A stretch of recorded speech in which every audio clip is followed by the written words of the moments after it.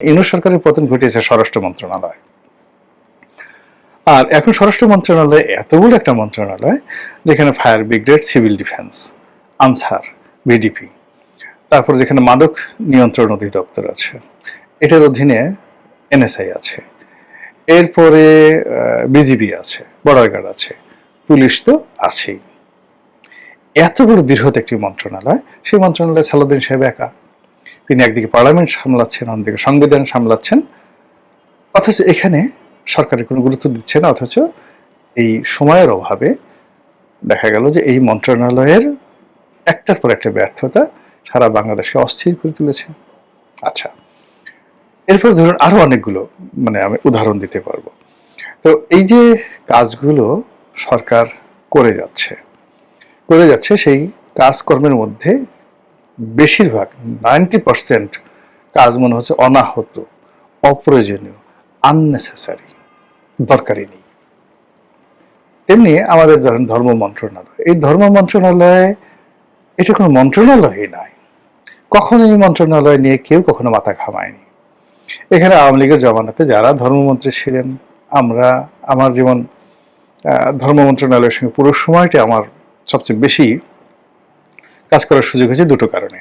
এখানে হলো উনি ধর্মমন্ত্রী ছিলেন, অ্যাডভোকেট শাহজাহান সাহেব, সম্পর্কে আমার চাচা, পটুয়াখালী সদর আসনের এমপি, পটুয়াখালী জেলা আওয়ামী লীগের সভাপতি, আমার চাচা, আমি তার ভাতিজা, আমি পাশের যাকে বলা হয় গলাচিপাতে এমপি। ফলে উনি বয়স্ক মানুষ, 74-75 মানুষ, একেবারে সরল সোজা মানুষ। আমি যা বলতাম পুরো সময়টাতে ধর্ম মন্ত্রণালয়টা বেসিক্যালি আমি যা বলতাম সেটাই হতো। ওখানে আমি আসলে আমি কিচ্ছু দেখিনি।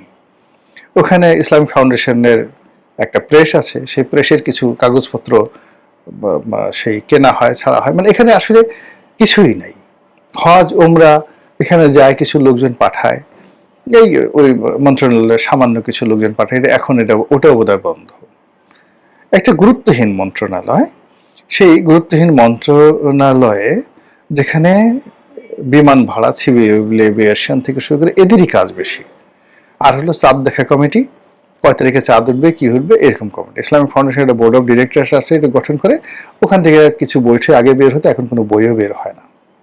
বলেন এখানে কাজটা কি? এইরকম একটা জায়গাতে মোফাজ্জেল হোসেন নামক যে ভদ্রলোক কাইকোবাদ, তাকে মন্ত্রী বানানো হলো। ভদ্রলোক এমনি ঝানু পলিটিশিয়ান, আগেও এরশাদ জামানাতে মন্ত্রী ছিলেন, এখন অসুস্থ, কিন্তু উনি যদি অসুস্থ থাকেন এই মন্ত্রণালয়ের মন্ত্রী থাকলেই কিছু আসে যায় না, না থাকলেও কিছু আসে যায় না।